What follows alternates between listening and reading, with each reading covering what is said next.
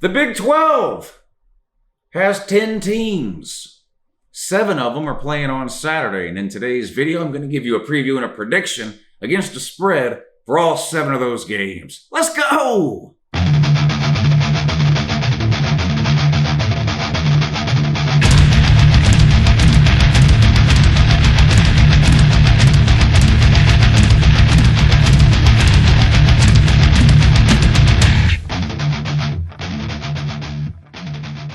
Hey, good morning. It's Uncle Lou here. Yeah, that's right. It's me, Uncle Lou, and I'm live for you on LouTube today. Thanks for watching. Subscribe to this channel if you're not already. I post college football videos almost every single day of the year round. During the season, off season, doesn't matter. Some of the videos I upload are even watchable. Now, given the slate of games that the Big 12 is providing us this weekend, I'm not sure how much I could possibly do to make this video watchable, but I'm going to give it my best shot. Shout out to the Miami Hurricanes, by the way, and their fans. Last night, of course, was the first game featuring a Power 5 team when Miami hosted UAB, and Miami got really a much-needed win, 31-14 at home over UAB. It was a long offseason for Miami fans after last season, 2019, ended the way it did with really 3 bad losses. Going back really to the FIU loss. They lost to Duke, they lost to Georgia Tech, they lost their bowl game to Louisiana Tech. They didn't even score a point. Just not a good way to end the season last year for Miami, made for a long off season. I get it that it's UAB, but Miami lost to a lot of teams like UAB last year. So I do think this is good for Miami. I'm happy for their fans. Congratulations to the Hurricanes. Currently, the Power 5 team with the most wins in 2020 with 1. All right, as usual, all the numbers I talk about in today's games are going to come straight from betnow.eu. This is the 3rd or 4th year in a row I've been lucky enough to work with the good people over at betnow.eu on these prediction videos. All the odds, the lines, the over-unders, the spreads, the who's the favorite, all those kinds of things are going to come from betnow.eu. They've given me a promo code to let you guys use. So if you want to gamble on college football this year, make yourself a little bit of money and have some fun in the process, check out betnow.eu. When you get signed up for an account over there, just enter the promo code Uncle Lou, all lowercase letters, one word, Uncle Lou, and they're going to give you a bonus on whatever you deposit. Good luck. All right, listen to some of these spreads in the Big 12 this week. Not going to be a whole lot of interesting games. Listen to the some of these point spreads. 40.5, 42.5, 39.5. It's just some insane point spreads in the Big 12. We do have a couple of games that I think could be close, and I do think a couple of Big 12 teams have the potential to even lose, to be upset in week 1. We're going to start with the noon games, and we're going to work our way up through the primetime games, covering every team within the Big 12 in today's video. Let's kick it off, 12 o'clock over on ESPN. Louisiana Lafayette on the road at Iowa State. We already know Louisiana Lafayette's going to lose. Why? Can't win at Iowa State. They've been telling us for eons that you can't win at Iowa State. Never mind the fact you go to your Google machine, punch in Iowa State record, and it's littered with home losses over the years. Never mind all that. I do actually like Iowa State. They had a really good year last year, at least historically speaking, compared to an average year for Iowa State. Head coach Matt Campbell, one of the hottest young coaches in all of college football. I would not be surprised if he's out of Iowa State in another couple of years. A bigger name school, I think, is going to snatch him up. Brock Purdy returns after a record-setting year last year. A really good year for Iowa State. Here's sort of my overall issue with Iowa State, and I'll try to sum this up pretty quick. Iowa State had probably the best year offensively they've ever had last year, at least in the last 30 or 40 years. Brock Purdy broke tons of quarterback records at Iowa State. They scored over 400 points last year. It's the first time they've done that in forever. And they still only managed to win 6 or 7 games. The defense let them down a lot. They're not a consistently great team. They don't play their best football week in and week out. And to have a year like that offensively, your best year statistically really in school history, and you're still sitting there at the end of the year with, struggling to make a bowl game, 6-7 win range, things like that, doesn't bode well, in my opinion. Now, the good news is you get a lot of those pieces back this year. Maybe Iowa State can be a little bit better than what we saw last year. We'll find out or begin to find that out this Saturday when they host Louisiana Lafayette. Louisiana Lafayette can score some points, too. They have an offense, too. They had 11 wins last year, won their division before losing in the conference championship game. They scored 40 points per game, and they've got a balanced offense. They can run and throw. They averaged about 250 per game running and 250 per game passing last year. So defensively, you can't just focus on one area or the other. They can hurt you either way. They are a good team. I think this has the potential to be a close game. Iowa State is listed as an 11.5 point favorite. And I'm going to be honest, I think that's a little too much. I'm leaning towards Louisiana Lafayette in this game and taking the points. Now, Iowa State's got a pretty good defense of their own, relatively speaking, within the Big 12, which, of course, is a conference that doesn't play defense as a general rule. But they've been about the third best defense in the Big 12 over the last 3 years or so. They get 9 starters back on that defense. Defense could be a lot better this year for Iowa State than what we saw last year. Could be. We'll see. Again, a lot of times getting all those players back only helps a certain degree if the players aren't all that good to start with. And I'm not knocking Iowa State, but if you just look at the overall talent rankings that teams in the Big 12 recruit defensively compared to some of the other conferences, the talent just isn't there. The numbers bear that out. The NFL draft bears that out year after year. It's just the reality of Big 12 football right now. It's an offensive league. Not very many people would argue that point. Offensively, Brock Purdy comes back. That's great, but you got 4 new offensive linemen and 2 of your top 4 wide receivers from last year are gone. Now, if you're going to lose some wide receivers, it helps to have an experienced, talented quarterback, and you have that in Brock Purdy. So I think the offense will be okay. Will it put up the same numbers and points as we saw last year, which were school records? That remains to be seen. The defense, I think, has potential to improve. I do think 11.5 points is just too much here. We've seen some offenses struggle early this season in the few games that we've been able to watch here. I'm not sure, even as good as Brock Purdy is, if that offense is going to be clicking on all cylinders. 4 new offensive linemen, 2 new wide receivers, first game of the season. 11.5 seems like a little bit too much to me. I do think Iowa State wins this game, probably by around 10 points or so, but I can't lay the 11.5. Give me Louisiana Lafayette and all the points. How about Eastern Kentucky on the road at West Virginia? And West Virginia is a 40.5 point favorite. And off the top of my head, when I saw this line, I said, there's no way I'm laying 40.5 points with West Virginia. Their offense was historically bad last year.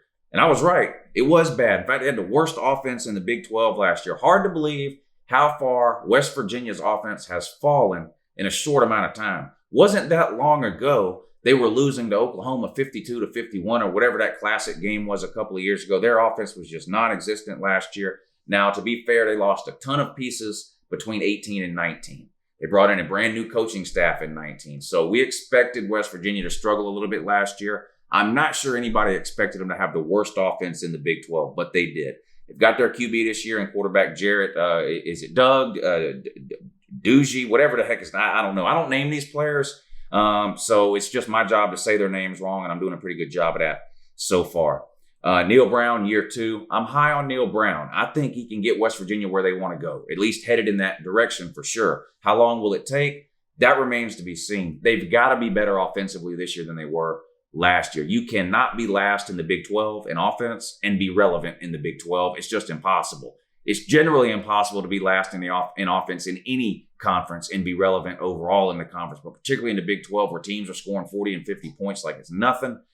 They run up and down the field in the Big 12. It's like basketball scores over there. If you're the worst offense in the Big 12, you're not going to be very good, and we saw that last year with West Virginia. Now, as bad as West Virginia was last year, Eastern Kentucky looked worse in a game they've already played this season. They got mollywopped. I mean, they got absolutely skull-drugged by Marshall last week, 59-0. And they looked terrible on both sides of the ball. I watched a lot of that game. I have some family or some in-laws that are from West Virginia. So I do watch some Marshall and some West Virginia football quite a bit. And Eastern Kentucky just looked absolutely awful. I think they had about 160 yards of total offense. They couldn't do anything when they had the ball. They had no answers to slow down Marshall.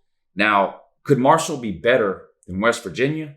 Yeah, they could. Marshall looked really good to me. In fact, they might have been the best team I saw last weekend. They looked really, really good in that 59-0 dismantling of Eastern Kentucky. Their quarterback is the real deal. So it could be that Marshall's a better team than West Virginia, which, so you say, well, maybe Eastern Kentucky can do something against West Virginia. I don't think so. I think Eastern Kentucky is really that bad. I do think West Virginia will be improved year 2 under Neil Brown. I like the quarterback coming back. Defensively, your defensive line, I think, has some potential to be really, really good. Linebackers and secondary, work in progress. I got to see what they do before I totally buy in there. Now, this is basically a scrimmage game for West Virginia, so they'll be able to try a lot of different things, both offensively and defensively in this game against Eastern Kentucky. West Virginia will win It will not be close. The game will never be in doubt. I'm actually going to lay the 40.5 points here. I probably won't actually bet this game, but if I was gonna, 40.5, I could see West Virginia getting into the 50s in this game, honestly, and I doubt Eastern Kentucky can score 10 after what I saw last week. I think West Virginia can cover the spread. Give me the Mountaineers, lay to 40.5. Now, here's a potential upset here if you're looking for one, in my opinion. Arkansas State on the road at Kansas State. Kansas State's an 11-point favorite. This one also comes on at 12 o'clock, and this is the Fox, Big 12 game of the week. Arkansas State at Kansas State. Arkansas State's 0-1, but they lost 37-24 to Memphis. Memphis has been a pretty good team the last several years in college football. Finished last season pretty highly ranked. Probably a pretty good team again this year, and Arkansas State gave them everything they could handle, losing by 1 touchdown there. This could be a really, really good game. Kansas State's got secondary issues, a below-average pass rush in my opinion. Another team in a second year of a coaching transition, so you would expect a lot of improvement in a lot of areas in year 2 in a new system. So I do think Kansas State can be better than what we saw last year. And I really like their coaching staff, too. They come down from North Dakota State, so no strangers to winning. They like to run the ball, which is a little unusual to see in the Big 12, but sort of a different approach there. Defensively, though, I just think Kansas State has got a whole lot of problems. I could seriously see Arkansas State going over 400 yards of total offense in this game. This could be a shootout type of situation here. You could see a lot of points scored. You could see a lot of yards, a track meet type situation. I'm taking Arkansas State in the 11 points here. And if you're looking for a big payout, you could consider taking Arkansas State on the money line. Again, we have seen a lot of weird things with teams playing their first games. Mainly, offense is struggling, looking out of sync, sluggish. Even Miami got off to a slow start offensively in the first half last night against UAB. Arkansas State has a game under its belt already against good competition in Memphis. I have to think that benefits Arkansas State here as opposed to Kansas State, who's yet to play a game this year. I would not be surprised to see Kansas State lose this game. I don't know that I would take Arkansas State on the money line to win outright, but I'm definitely taking Arkansas State in the 11 points. All right, what's Oklahoma going to do this year? Well, they're going to score 50 or 60 points a game and give up almost just as many. Week 1, they host Missouri State, 7 p.m. This game only available on pay-per-view. It's 2020, and Oklahoma is still playing games on pay-per-view. This is pathetic and sad, but the game is on pay-per-view. Missouri State at Oklahoma. Oklahoma's a 42.5-point favorite. The debut of Spencer Rattler. People have been talking about this kid for years, hadn't they? At least it seems that way. I think he was on one of those TV shows. I was a QB1 or whatever it was. We've been talking about this guy for a long time. Ton of talent, highly recruited, right? Highly sought after. Been at Oklahoma, didn't play last year, at least not much. He's going to be the guy this year. He's the next QB in line, right? Baker Mayfield, Heisman Trophy. Kyler Murray, Heisman Trophy. Jalen Hurts leads them to the playoffs, puts up ridiculous numbers. Spencer Rattler's the next guy in that line. It almost seems to me that Oklahoma is at the point now offensively under Lincoln Riley. It almost doesn't matter who the quarterback is. They're going to put up over 4,000, 4,500 yards. They're going to score 40 or 50 touchdowns. The offense as a whole is going to move up and down the field and score 40 or 50 points a game. We just know what we're going to get with Oklahoma's offense. We also know what we're going to get with their defense, which is not much. Their defense has been absolutely terrible. They lack basic abilities like tackling and being in the right place at the right time. It's just been sad to watch the demise of Oklahoma's defense over the last 10 years or so. It's head-scratching. Second year to Alex Grinch. Slight improvements last year, but again, defensive deficiencies cost Oklahoma when it counted the most. Yet again, Oklahoma losing in the playoffs for the 129th year in a row, round 1. Unbelievable that you can make the playoffs 100 years in a row and lose in the first round every single time, but Oklahoma has managed to find a way to do it. They're the favorite to win the Big 12 again this year. They're favored by 42.5 over Missouri State. Missouri State is absolutely horrible. 1-10 last year. Missouri State was so bad last year that when they got ready to hire a new coach, the only person they could convince to take that job was none other than everyone's favorite punching bag and piece of literal human garbage, Bobby friggin' Petrino. Now that Urban Meyer's no longer coaching college football and we can't kick his punk ass around, Bobby Petrino will be the new punching bag for Uncle Lou. This guy is absolute garbage, has no morals, and honestly has no business anywhere near college football or any organized sport, in my opinion. But when you're Missouri State, The needy can't be greedy, and they can't be picky either. You have to take what you can get. Missouri State was walking in a back alley looking for head coaches, and they stepped on something. They looked on the bottom of their shoe, and it was Bobby Petrino. They offered him $5 or $6 a year, and he took the job as head coach at Missouri State.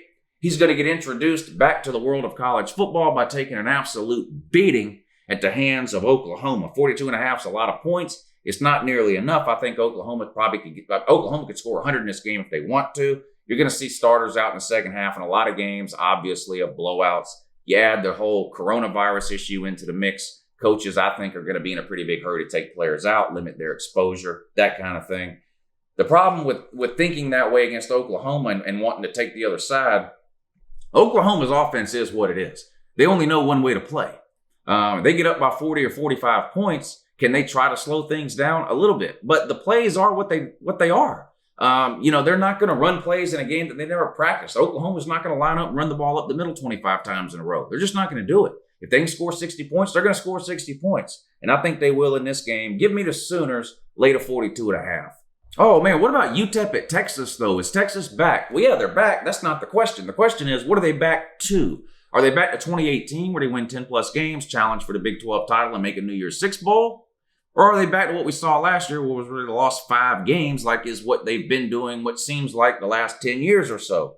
I don't know. And I don't think we'll know after this week either when they host something called UTEP. Now, UTEP, one of the most popular troll teams on this channel throughout the years for reasons unbeknownst to me. But Texas is a 43-point favorite, and this one comes on at 8 p.m. on the Longhorn Network, the least watched TV show or TV channel in America. People don't even know if they have this channel or not because they honestly don't care. But yeah, 8 p.m. Longhorn Network, UTEP. Now they're 1-0 after beating Stephen F. Austin last week. 24-14, I think it was. So congratulations, 1-0, about to be 1-1. Texas is going to put an absolute whooping on them. Now, how did UTEP beat Stephen F. Austin, you're asking yourself? And yeah, I know you're asking yourself that. How in the hell did UTEP beat Stephen F. Austin? Well, they kept the ball for 37 minutes, time of possession. That's how they did it.